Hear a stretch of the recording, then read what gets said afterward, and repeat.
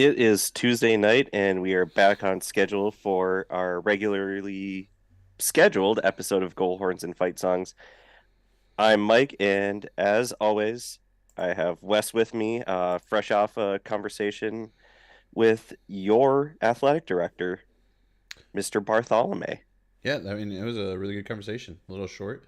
I mean, it wasn't super short. I think we got all the questions that we wanted to ask, and we can work forward to potentially having him as a guest again at some point to maybe do more of the fan side of things as opposed to getting his a better understanding of his role as an athletic director. But really good conversation. If you haven't watched it, it is in the pod playlist. You can go back and watch that and at your leisure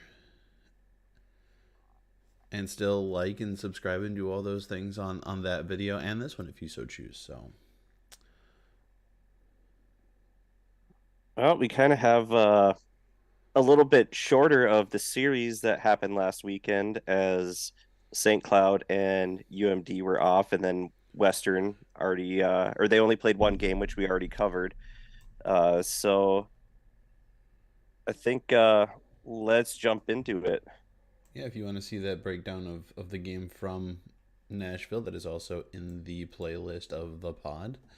So go check that out. It was about the length of a normal episode, but we only covered the one game because we were both there, and there was not a lot of coverage outside of that. So give that one a listen, and we'll jump into some of the other series or the other series that took place in the NCHC before moving on to some players of the week and month, and then I look forward to this weekend. Yeah. So I think we can just go east to west since we kind of were on the east side of the conference this this past Friday, and Miami and Michigan State. Oh yeah, we did actually watch some of this game or listen to some of this game on our way to Chicago. Mm-hmm. At least the Saturday one. Um, Man, Miami, they are struggle bussing. They did get Red Savage back from injury. I think he had. I want to say he had a goal in the Friday game, but I could be wrong. Let's see. I mean, they're just not playing well at the moment. I don't know what they've got going on. Some goaltending issues, some penalty issues for sure. I think when we were listening, I think my Michigan State scored 3 out of their 4 on Saturday on the power play or something like that. Um, you're not going to have a lot of success if you can't stay out of the box. No, you're not. It's tough to And in fact, I think it's just tough to play with a player short, and they had two players in the box, I think, at least at one point. yeah, that was the Uh, I think the only one that they killed off. They killed that off in the first period, and it was I think the subsequent power play after that that Michigan got their first goal on. But they did kill off the 5-on-3, which was a 5-on-3 for 54 seconds or a minute 54, not 54. that's Almost right, the whole two yeah. minutes.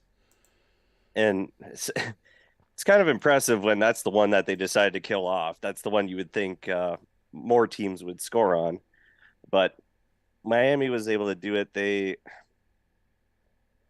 They're just in a tough place, and it was at home.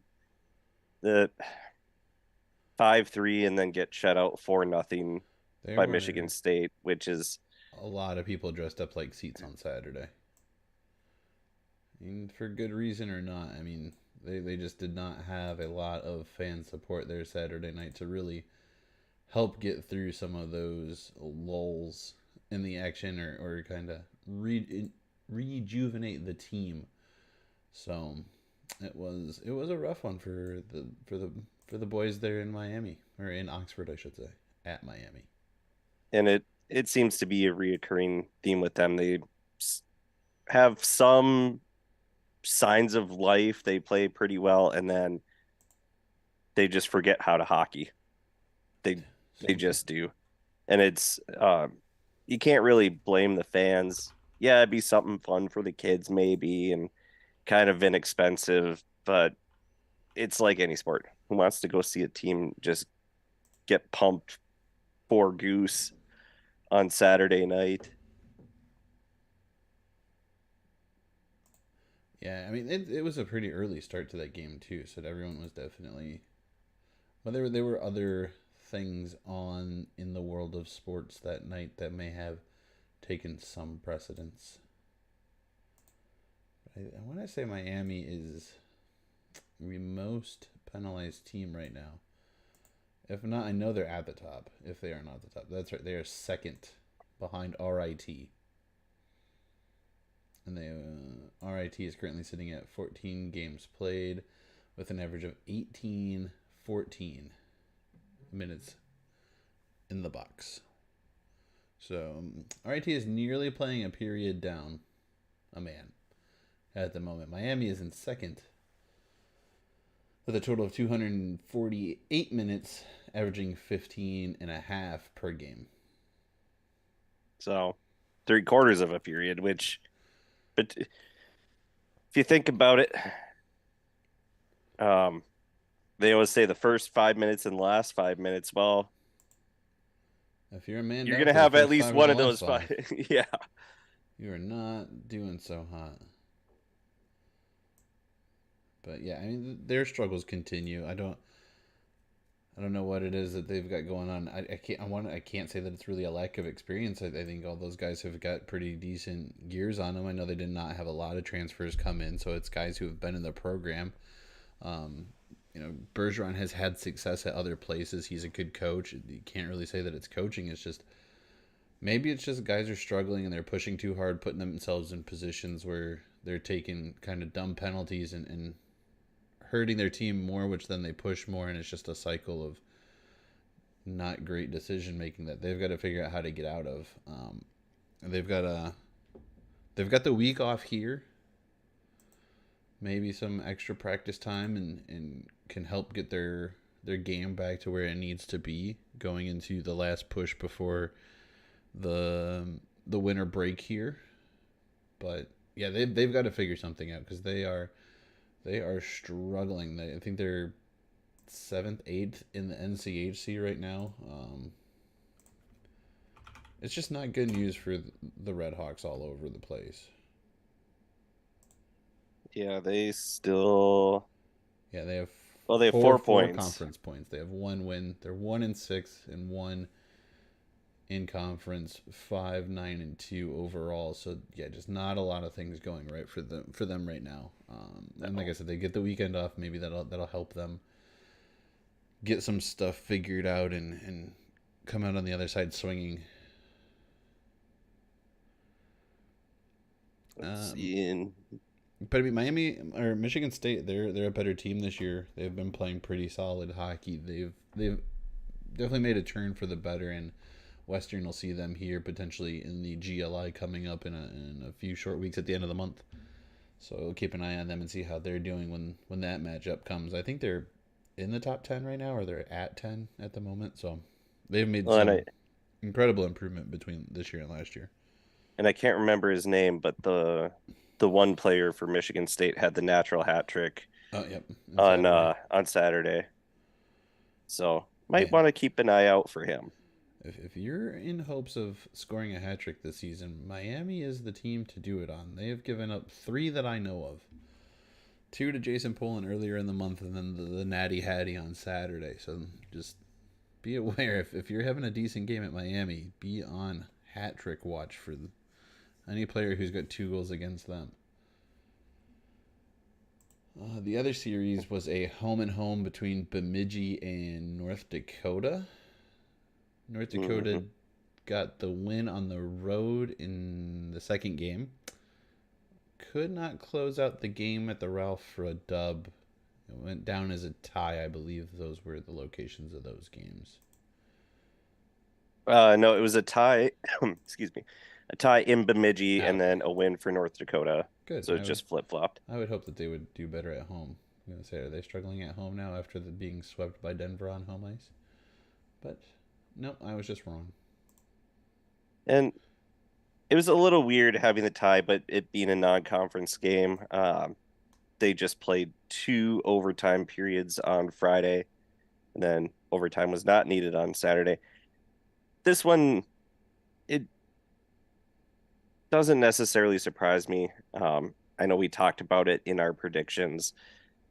Bemidji, they can be a tough team.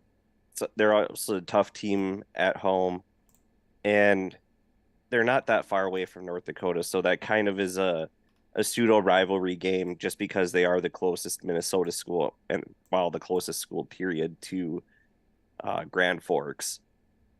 So it doesn't surprise me that it was a really tight series and that they tied and then North Dakota was able to close it out at home. I mean, they always play each other well. I think it was a couple years ago that they had split when North Dakota was expected to be a really, really good team. And it was kind of a surprise that they had split with Bemidji. I don't know if it was the first exhibition year, if it was when you could play other Division One um, NCAA teams for your exhibition, or if it was the year after. But I know like there was a year where we were kind of surprised that they had split with them. And then Bemidji, I mean, that's a team that made their conference final last year, I believe, in the CCHA before losing to Minnesota State, who was on an incredible run last year. Yes, that was in the final, and that was the weird game where They had called the they game said, for over a half hour and had to bring the teams yeah, it back, was had like celebrated. 45 minutes. Yeah. Um, but they're a solid team, and they were, I believe it was the 2019 Frozen Four, um, that we had all five Minnesota teams in the in the whole tournament. Um, I believe they lost to St. Cloud. That's what I want to say. But they're on a solid run. They're just not talked about a whole lot because they are in the new CCHA. They were in the WCHA, and Mankato is just kind of the only team anybody talks about there. And then the only NCHC series was Omaha versus Denver in Denver. A little bit of a surprise here Friday night. Omaha gets number ones have not had a lot of success the last couple seasons. When you've got that number one next to your name, teams are coming to play and they are playing hard. And we have seen on numerous occasions down goes number one. And Friday they were shut out by the Mavericks Mhm. from Omaha. So incredible game by Nebraska, outscoring Denver 3-0. I'm not sure if they outshot them, but picking up the win there. Denver does what Denver does, and they bounced back and doubled up the Mavs 6-3 on Saturday. So it's we know anytime that you go to Denver or anytime you play in the NCHC, it's super hard to get that sweep. But Nebraska does come out of Denver with 3 big points.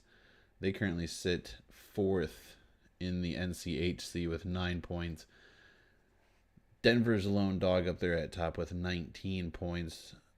They play a non-conference game series this weekend, so maybe some teams can make some headway there.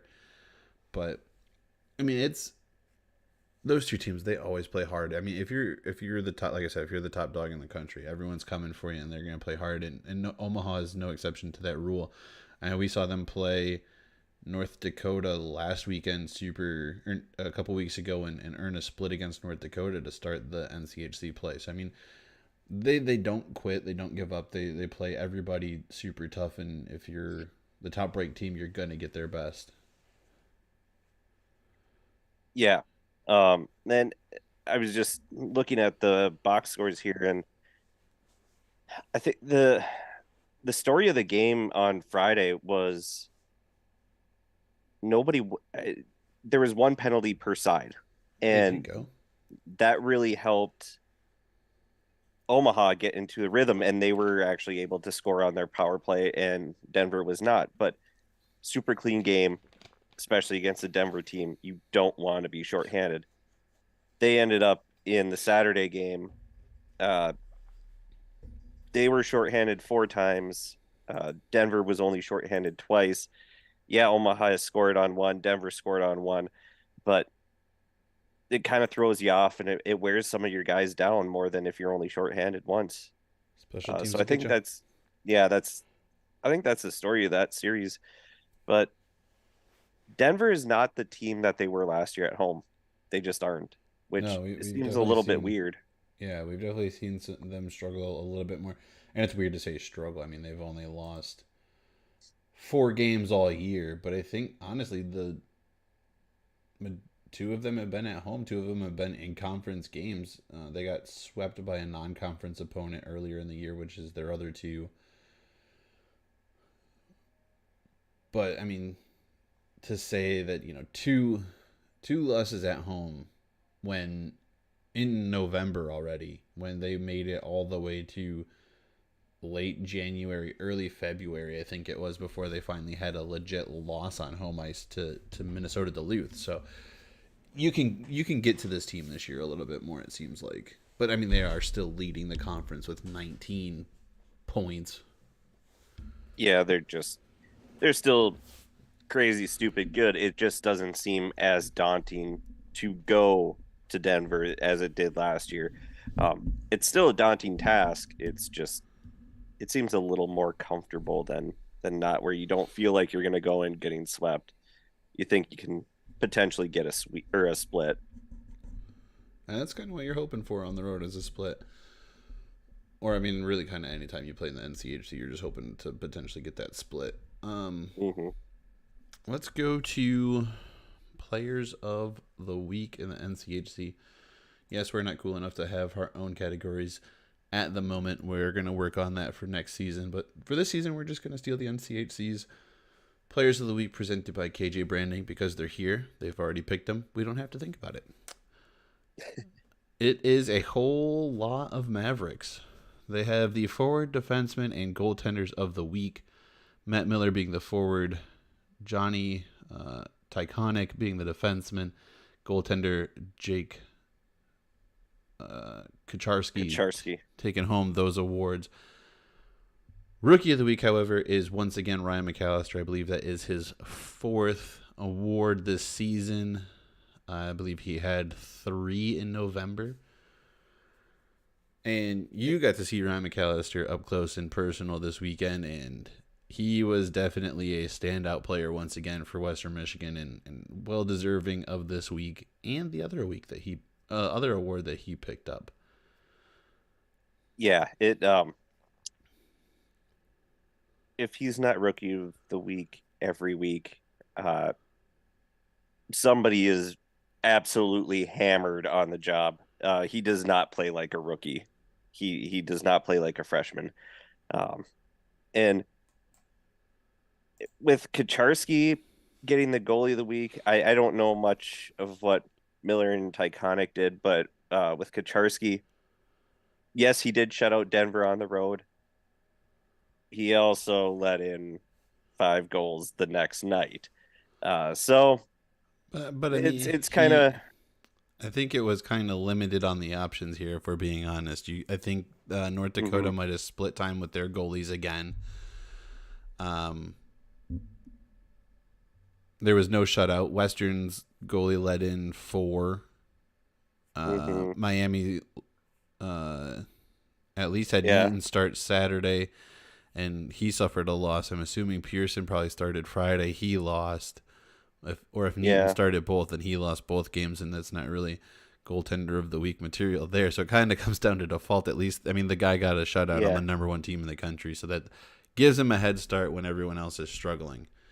Um, and I would definitely put the shutout and a loss above just a 1 game 4 goals let in yeah. That is outing true. for Cameron Rowe.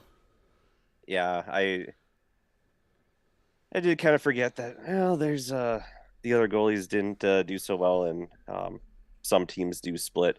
But like I said, I think in any given week they would probably give it to Kacharski just because he did shut out the top team in the conference on the road, which is pretty impressive to do.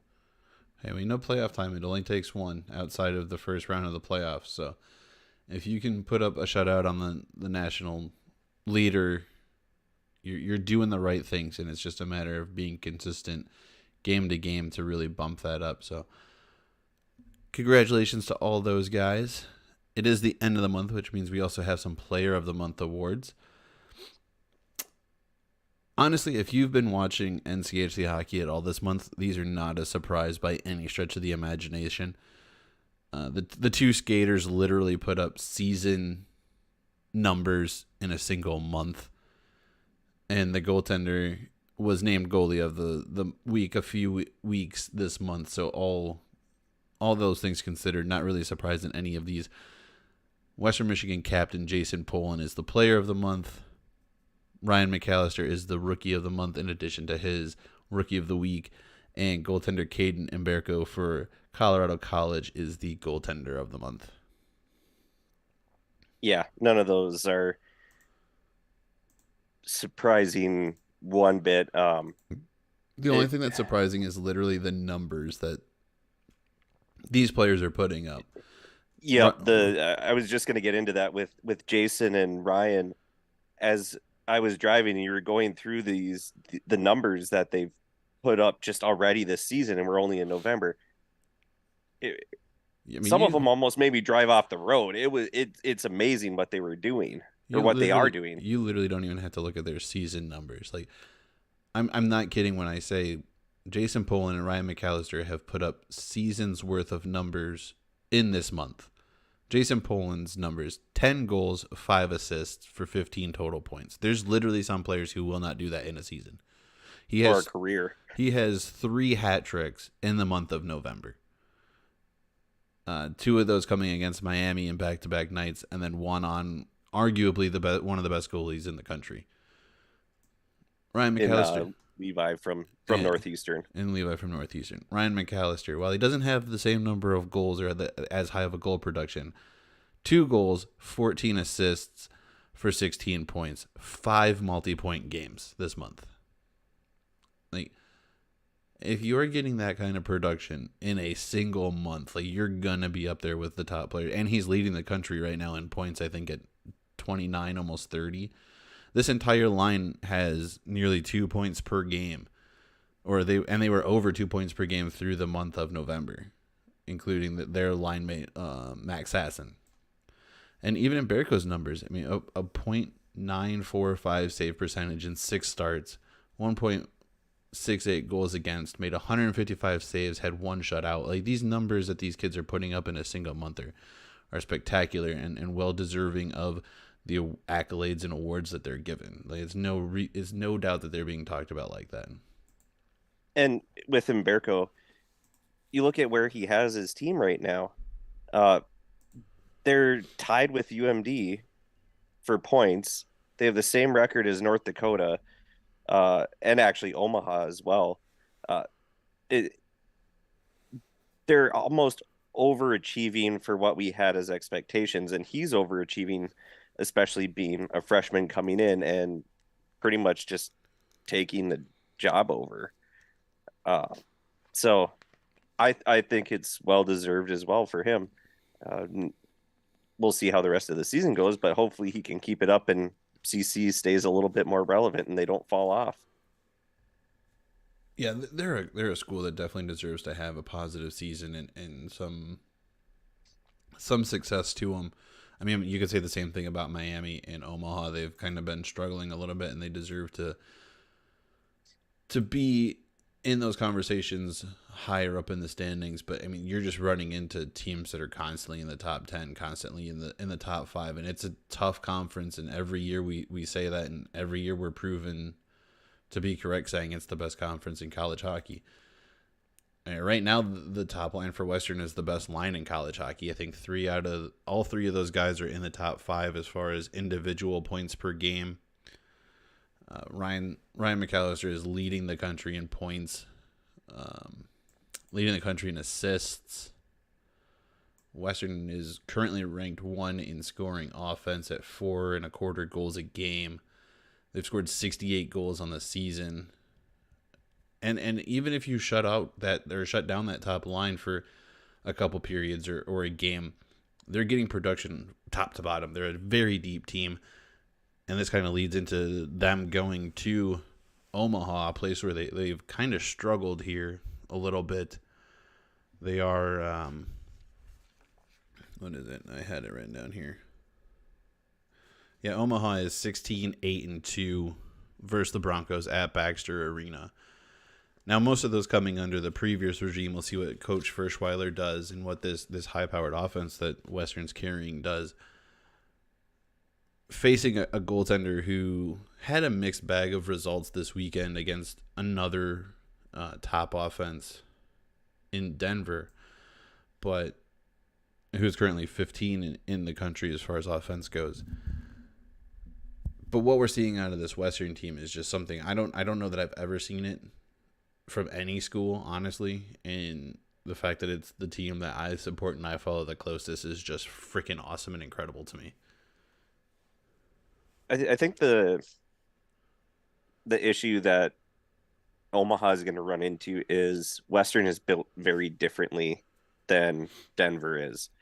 Um, Western will grind you down and play that tough brand, blue collar brand of hockey, where Denver seems a little more finesse. They can play the grinded out game and they have to in the NCHC, but they just seem to always be built with a little bit more finesse than some of the other teams like UMD, North Dakota, and Western Michigan.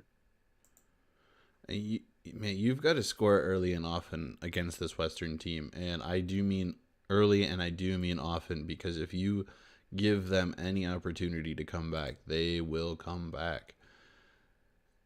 And I think they're currently out shooting or outscoring opponents in the third period alone, like 29-2 or something stupid. Um, I think maybe it was five. I know it was in the single digits, and it was between 1 and 5. I'm pretty sure I liked it somewhere, so let me see if I can find that tweet that I liked about it. I know you had brought it up in our car ride, Yeah, but I mean, but like, as we've learned, I halfway if it's listened to you. close, going into the third period, like, I mean, what are you gonna do? There's nothing you can because they've worn you down, and that goes back to the playing style. They had a little bit of a stretch as we talked about on Friday where they didn't play as well, but then you could just see them switch it back on and they are winning battles and they are going to outwork you no matter what. Um, I don't think I don't think their team is built to deal with that 28-10 in the third period. 28-10. Okay. But It was before that. I mean, here you go. The Northeastern game is a perfect example. Northeastern was actually it was tied going into the third. Northeastern scored one to be up 4-3. Western puts up 3 in the third period alone, including the empty net goal to seal the game. So they went from outscoring opponents 26-9 to outscoring them 29-10. yeah, Yeah. it again, it like I've been saying, they're going to wear you down. And we saw that when they came back against Northeastern, they're just winning every battle. And how you stop that offense is going to be very different than how the Omaha was able to shut down Denver's offense, at least on Friday, not so much on Saturday. I mean, yeah, you have to, I guess, try and keep it 5-on-5 for as long as possible, but even then, like, that's not a guarantee that you're going to keep Western out of the back of the net. And you definitely can't even take like a quote unquote good penalty, because if you do, they're going to hurt you on the power play. It's Yeah. They're such a dangerous team right now. And like I said, the real downfall is the fact that we're in Nebraska where they have struggled. They, in the pod, we lost both games to Nebraska in the pod. They weren't back to back. They were just over the course of the pod there. And we split with them last time here in Kalamazoo. Or actually, no, we split in the pod too, I believe. We split the last 4 regular season games. Western has had the playoff win last year, sweeping both games. The first game coming at the hands of a Luke Granger hat trick to win 4-2, and game 2 went to overtime. and Drew Warad was able to bury the puck after winning the faceoff in the offensive zone there to send the Broncos to St. Paul. It's one of those series where like it's getting a little bit chippier just because these teams tend to find themselves playing each other in the playoffs as they're usually kind of the 4-5 team or within the 3-6-4-5 area. So no matter who's kind of gets that home ice advantage, like they do play each other in the playoffs quite regularly. And it's all those games are just high tension, high stress. Omaha plays extremely tight, and they're battles and they're fun games to watch. And I can't wait for this weekend to watch another one. Yeah, I think trying to debate if I go split or sweep for Western on this one. I do think Western's going to be a little bit more comfortable after the debacle that happened with moving the game on Friday in Nashville. They know where they're going to be. They they have they have their hotel. They don't have to drive any farther. They kind of have they're back in their routine. So I think that makes them even a little bit more dangerous because of how well they played on Friday after going through that whole mess. Yeah, I Um, wanna hold off on picks until the end. That way, if we want to, we can okay, clip it out and use it as a clip of a show. We're trying some new okay. things here. Um, After that, the next series up is Colorado College at your Minnesota Duluth Bulldogs. Neither one of these teams played last weekend, so both teams are getting a rest. Um, it could be. I mean, it should be a pretty solid matchup. Colorado College is playing a lot better than I think a lot of people expected them to. They're buying into the system they have implemented there. Duluth is struggling a little bit. I mean, they did get some back their last series against Western and to earn a split there with a dominant performance Friday and then kind of not so great for y'all Saturday, but No. um your goalie situation's struggling a little bit compared to Umberto being the consistent player that he is for Colorado. It's an It, interesting matchup, I think, and I think it's going to be a good matchup, honestly. it is, and especially after we split with them earlier in the season out in Colorado Springs. Uh, man, Have my you my played boat. Colorado already? Yes, we did. Oh, Because oh, that's that right. was the You one. had It was about 5-0 at the end of the first period because they scored 60 million power play goals. It was ridiculous. Um, I don't but I don't it's I don't like your scheduling.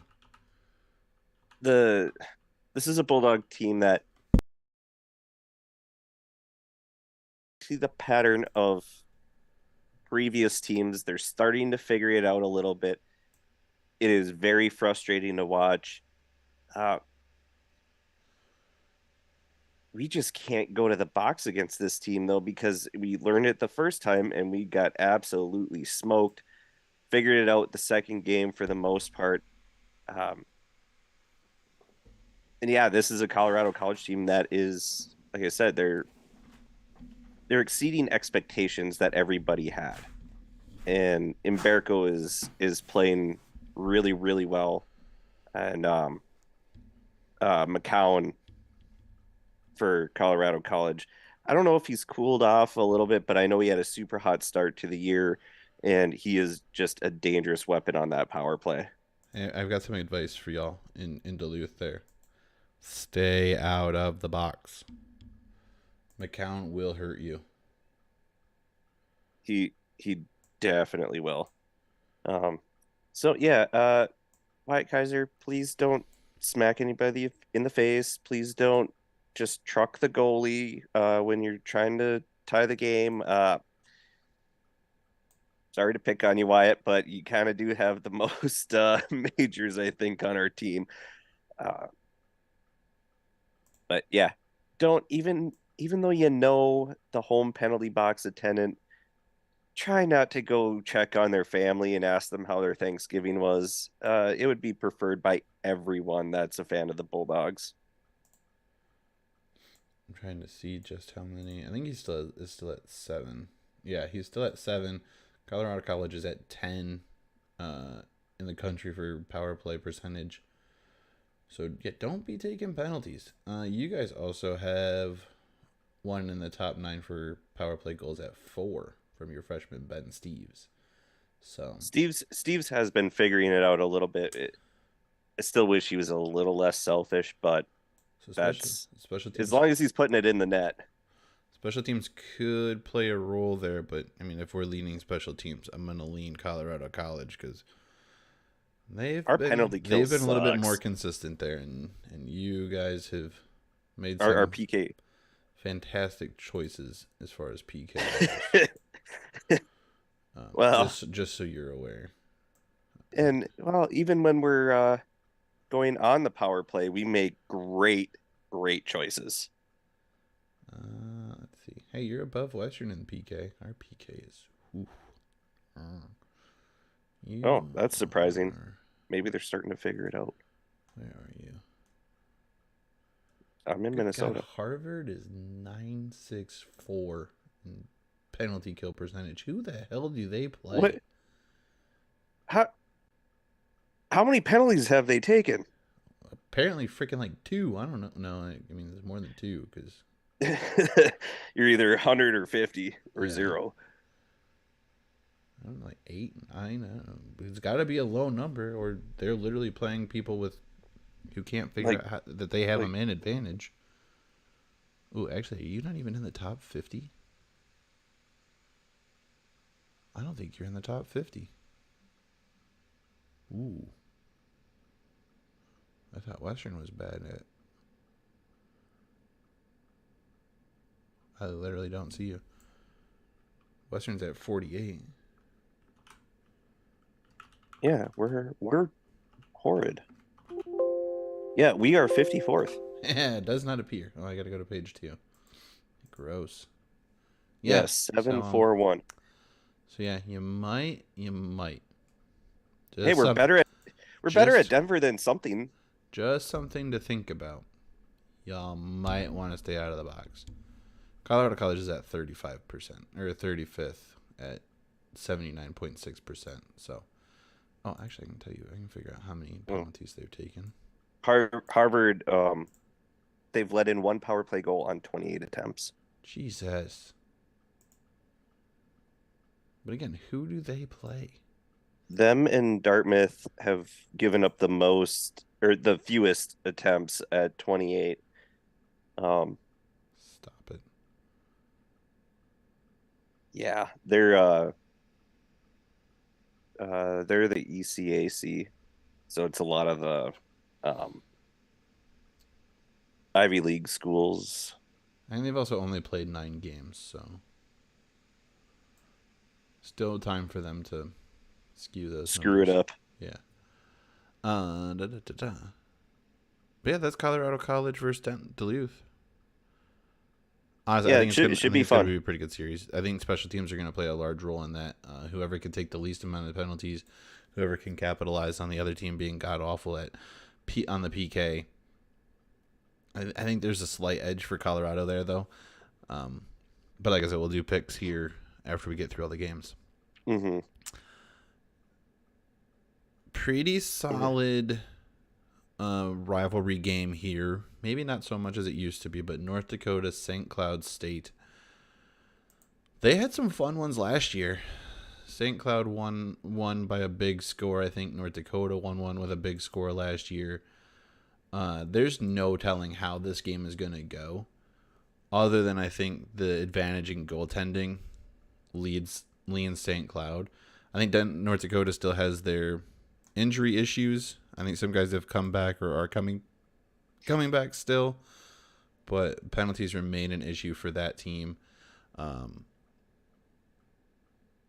St. Cloud, they've been on a roll and they are getting some great production out of their goaltenders.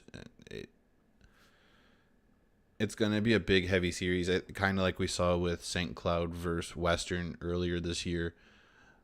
But neither one of these offenses are really up there with what Western's doing right now. So, I mean, who knows? But like I said, I mean, There was an 8-1 game last year between these two teams. So who Hmm. knows what's happening? You never really know. And I would give the slight, well, maybe a little more than slight edge in goaltending to St. Cloud, like you said. And North Dakota, they somewhat struggled, but not really. A lot of their goals came on the power play against Denver because that was a series that I watched against a Magnus Krona who's not playing his best hockey.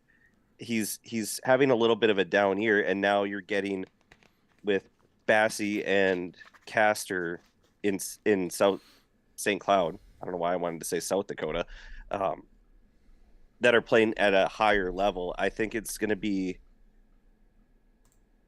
again special teams because that's where North Dakota that's where they made their hay against Denver and St. Cloud. Well, they don't want to be short-handed, but like we've seen, they can score short-handed, especially with Micah Miller. Um, he, I mean, he does everything, but St. Cloud is a they're still a very talented team. They lost some guys, but they kept a lot of guys from the previous few years that are super talented. It should be fun, but just don't go in with any expectations of what you think is going to happen because it's probably going to go right out the window. Does he only have one so far this year? Yeah, Micah Miller only has one shorthanded goal this year. But I mean, still, like, he's a threat anytime he's on the ice. Grant Ashawn has one as well. Grant Crookshank has one. Um, Jamie Cronulla has one. Man, I mean, they got four guys on the the, St. Cloud team with a shorthanded goal, and they put pressure on you the whole time. Like they're never off. Whether it's 5-on-5, Brandon Bushy has one, so that's five. and we're only in November. Um, yeah, three is the current lead from Rylan Mosley of Michigan Tech. In the NCHC, it looks like Red Savage at two is current from Miami is currently the leader in the conference with shorthanded goals. But I mean, St. Cloud's got them coming from everybody. You So watch their team, and you can tell that they put in an emphasis on the penalty kill, and they have the athletes to put pressure. They don't just sit back and let you pass around the outside oh no no and no, just kind of lackadaisical. They're trying to score a shorthanded goal. and They they're pressuring you from your own blue line forward. Like they're not waiting for you to get in the zone, try and dump behind them and play back check. No no no, they're pressuring you from your blue line to their blue line. They're trying to steal the puck. They're hoping for that kind of poke check breakaway situation to get behind your defense and score on you when you think that you've got the man advantage. That they're that might be the series to watch outside of like our own series. Honestly, that's they're I'm always entertaining games. They should be on later than my series at least. Well, actually no, because Western's away, so it'll probably be the same time. I might have both of those games up at the same time, yeah, I'm gonna have it's a half hour difference for me. But I am going to have both of those games up and or probably all um four games. But I'll figure out which one I'm going to listen to. yeah. Um just going back really quickly to the penalty kill of St. Cloud.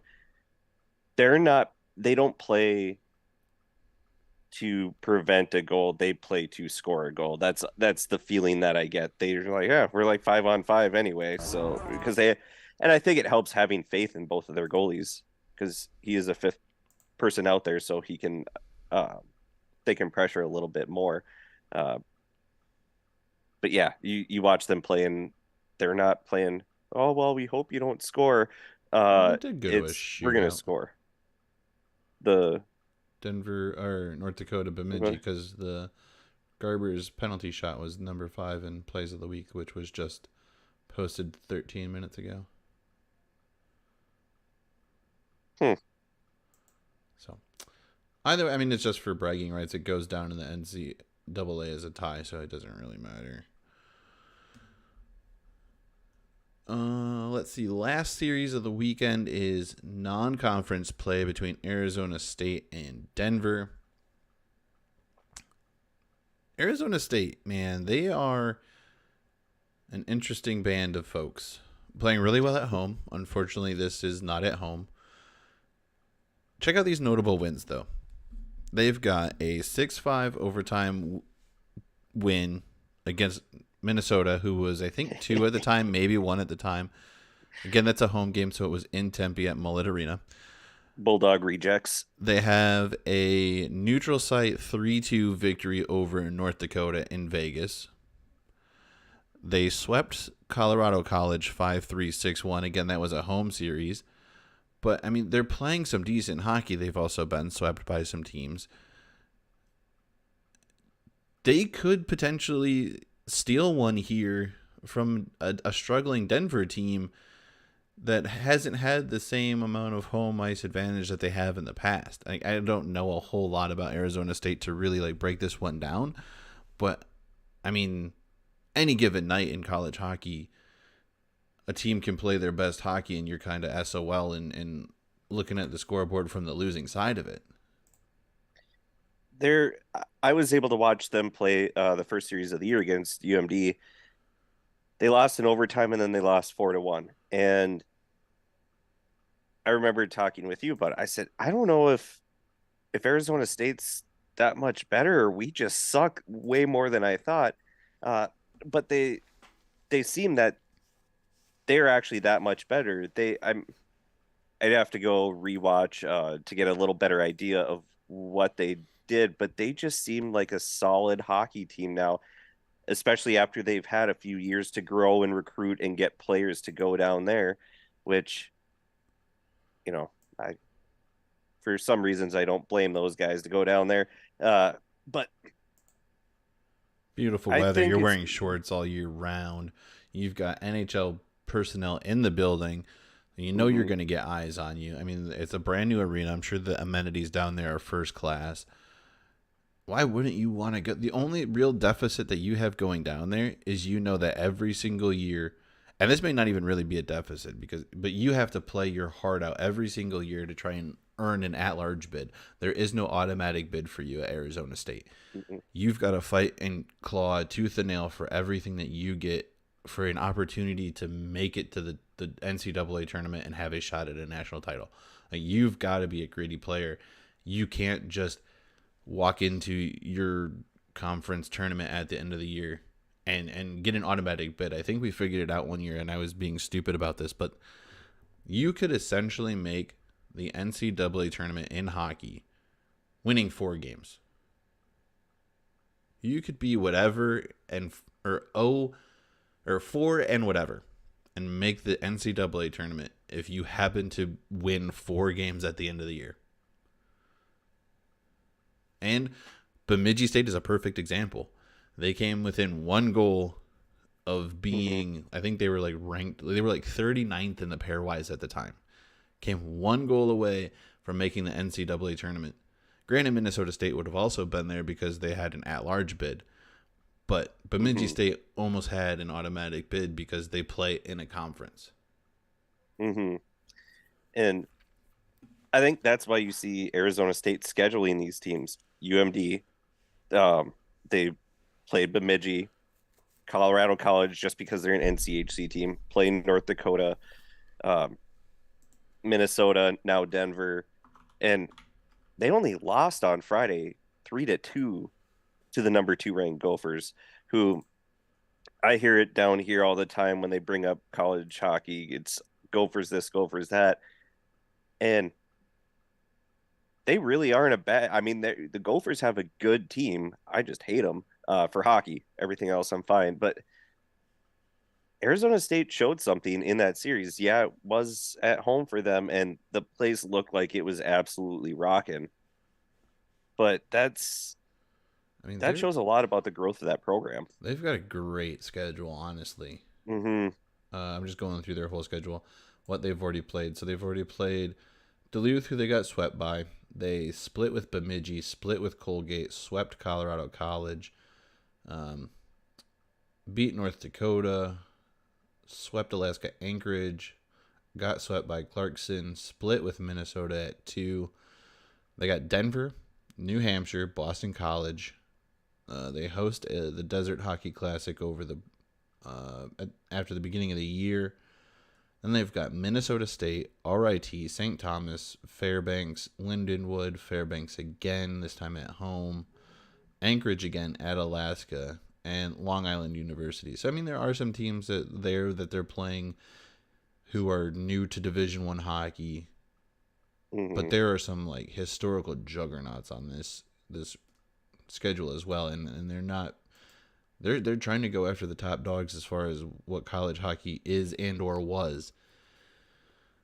And good luck to them on that schedule. I mean, there is not really an easy weekend there. No, they have A lot of travel, a sorry, lot of you're a lot asking a of lot from these travel. dudes. Towards the end of the year, that travel is the main thing. Fairbanks and Anchorage 2 trips within, to Alaska. yeah, that'll be rough. But at the Oh, same time, in right, February. Oh, Fairbanks isn't that much. They're not a bad team with what we saw against Western. St. Thomas, we played they're Anchorage, kind of. not Fairbanks. I thought you played Fairbanks. Nope, we played Anchorage to start the year. Oh, The Sea Wolves, not the Nanooks. my bad. That's right. Um, they're both in Alaska. It's fine. But yeah, they have some cupcakes in there, and Hopefully, you bring a flashlight and some warmers because it's going to be dark and it's going to be cold. And they're coming from Arizona. they'll be fine. It'll be. They'll be I'm not saying they won't. I'm just fine. saying it's going to be chilly and it's going to be dark probably the whole time you're there. Oh yeah, they will not see the sun. I think we're getting close to that time of, if we're not already at that time of the year where they don't see a whole lot of sunlight up there. Uh, We're very close. well, I know the So yeah, shortest day of the year is like 3 weeks away, so I think hmm we might be in that time here. but yeah, I think Denver might overlook Arizona State a little bit, but not a whole lot. Probably less than they would have had they not beat Minnesota last weekend. Had they just not played that series, I think that was a little more of a okay. We're number one, and they just beat number two in the country. So let's bring our A game at home. That'll wrap up the series looks. Let's do the picks. We'll go back to the top. WMU at Omaha. I'm honestly leaning split here. Western does struggle in Nebraska. It's another travel day. They're probably leaving tomorrow, if not Thursday. They know where they're playing, so that won't be an issue. Um, Omaha is coming off of a pretty big loss, but they also played great the first night.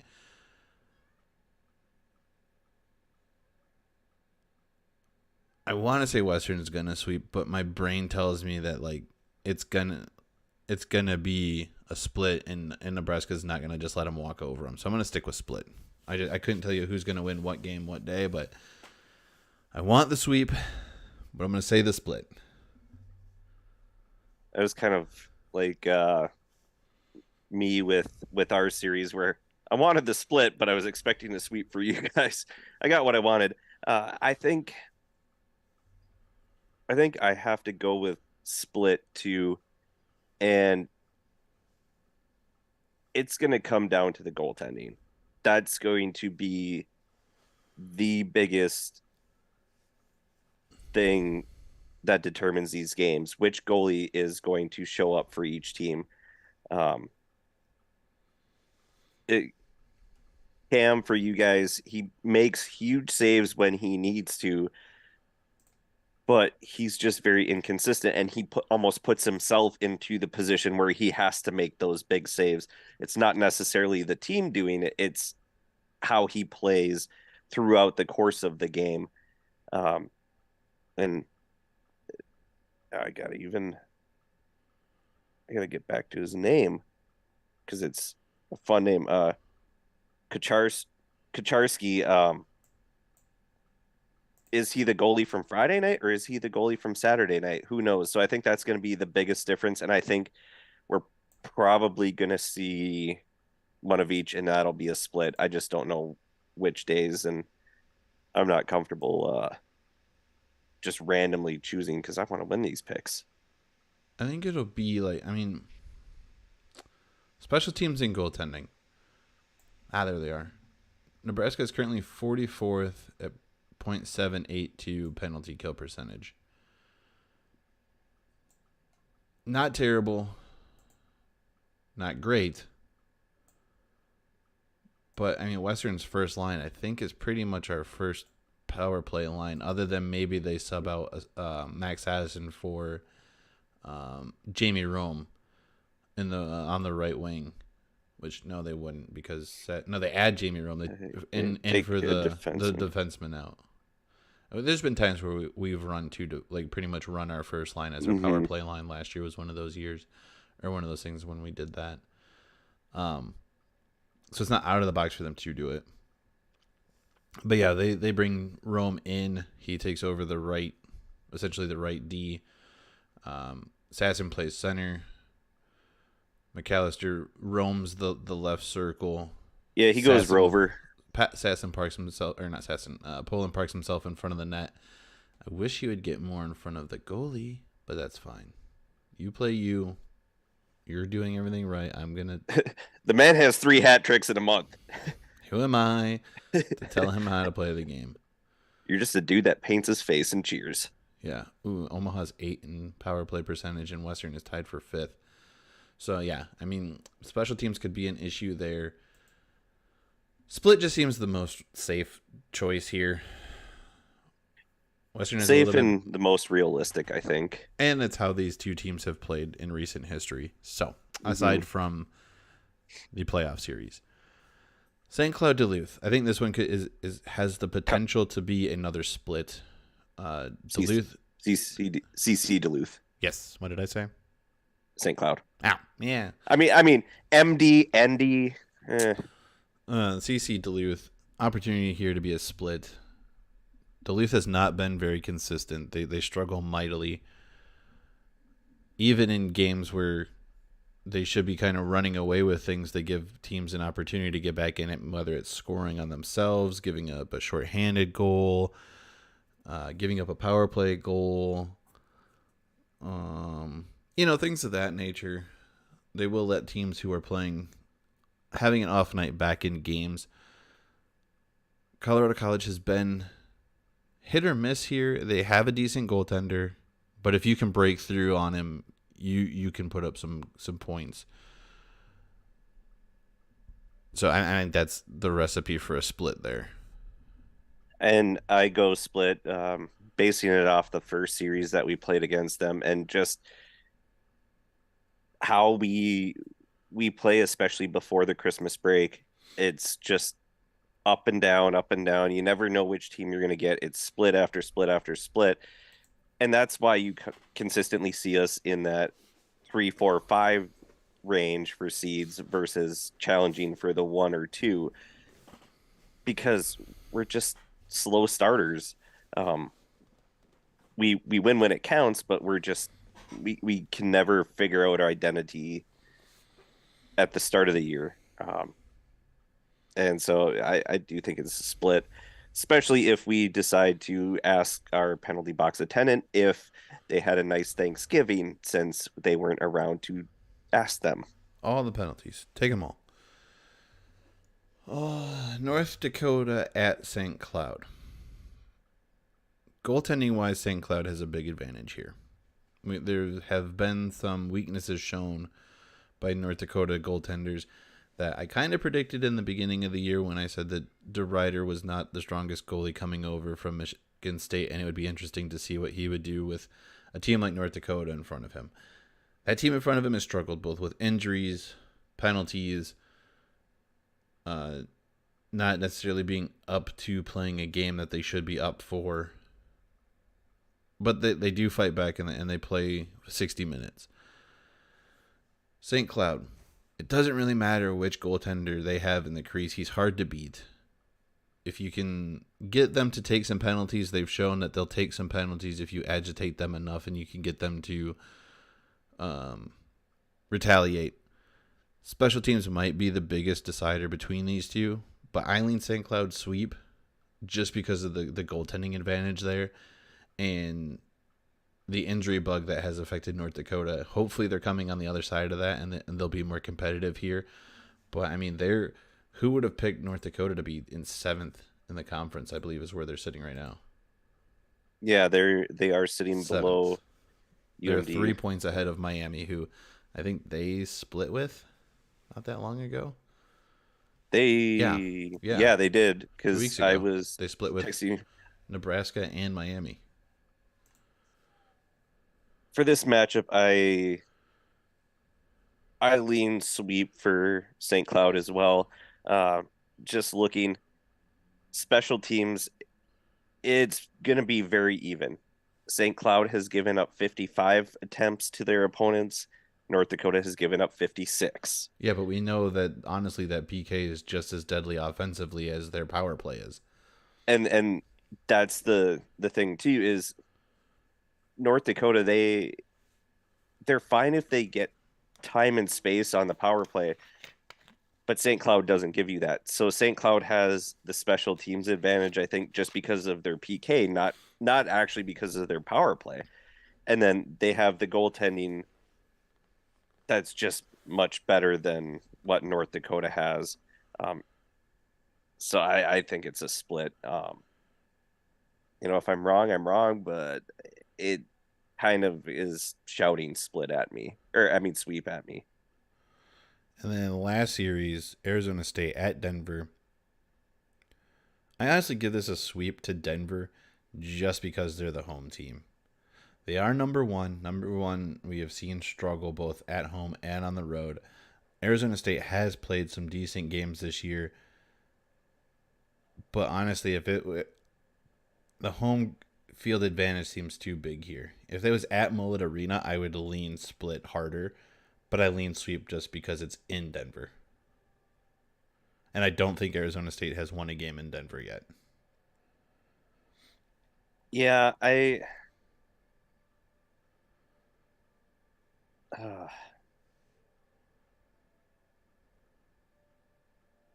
it I don't quite know enough about Arizona State other than what I saw. Um, they do seem to struggle on the road. They did split with Bemidji on the road, but they were swept by us, and then they were swept by Clarkson on the road. Uh, North Dakota was a neutral site. Minnesota was at home. I think I think it's a Denver sweep too, but it's not going to be Okay, here we go. They are 1 the 2 and romp. 1 against Denver at home. They are 0 and 4 in Denver. And like I was just saying, this year they're still not a great road team yet. They haven't quite figured that part out. Um, yeah, you might be able to catch Magnus on an off night, but that's highly doubtful. He's too good to have this continue, and he's probably very frustrated that his team got shut out and um, he wasn't able to shut the other team out on Friday with Omaha. Uh, and giving up 6 goals in a weekend, he knows he's better than that. So I think this is going to be a good series for him to kind of get right. Yeah, they last beat Arizona State 7-1 about a year ago now. So Ouch time. yeah. So yep. Let's run through those again. I got Western splitting with Nebraska, Colorado College splitting with Duluth, a sweep by St. Cloud, and a sweep by Denver. I went the same as you. All right. Well, we will look at how we did on those next Tuesday. Um, I guess it's time for normal YouTube stuff. Follow along with us on Twitter at Painted Bronco for me, at Maro004 for him. I generally live tweet games. I don't know if I'll do it for the away games. I've got some stuff I need to be doing here that'll make this look different. Um, and but I still might be able to tweet about the games. I'll be watching them on NCHC TV for sure. Leave a like, hit subscribe if you feel like either of those things. Don't, whatever. I don't care. If you want to know when we're live, you can hit the little bell button. If you want it to just be a mystery, don't hit the bell button. Let YouTube tell you if and when it decides to. That's fine. The page has a Twitter page. It's scrolling along the bottom of the screen at this moment right now. In fact, it's right there going this way. Just like that. Yep.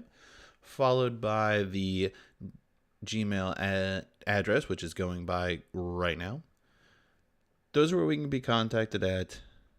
Previous episodes are up. We've got some decent interviews with some decent folks. Actually, honestly, everyone we've talked to so far since starting this pod has been incredible.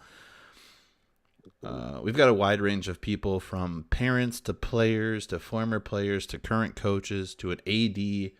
Yes, they're all Western people because those are who I'm most comfortable reaching out to.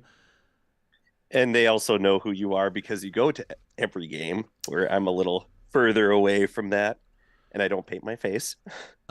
So if there is someone that you would like us to attempt to reach out to, or you feel so inclined to yell at them to potentially be a guest on the show, you can do those things on Twitter or Instagram, whatever. We have a couple people in the works. We're just waiting for schedules to clear up, whether that's because they're in the middle of a season as a coach or a player, or they've got some life events taking place. We're always working to get guests on here and continuing to make this grow better each and every time we do it. I think that's it. I don't really know. I think there's only Yeah. one more thing to say. Western's done a great job of this, as they're the number one offense in the country. They put pucks on net so good things can happen, like goal horns and fight songs. Until the next episode, have a good one. We're out of here.